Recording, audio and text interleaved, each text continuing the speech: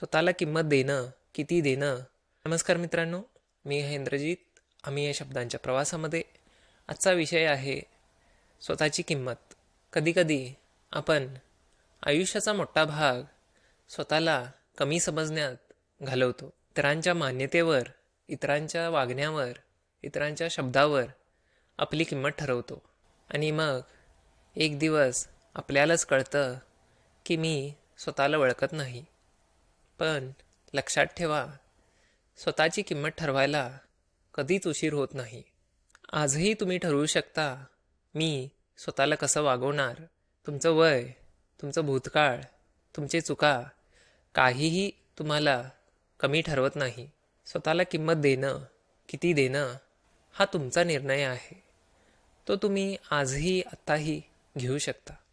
हा विषय तुम्हाला आवडला असेल तर ह्याच्याबद्दल तुमची प्रतिक्रिया सांगा.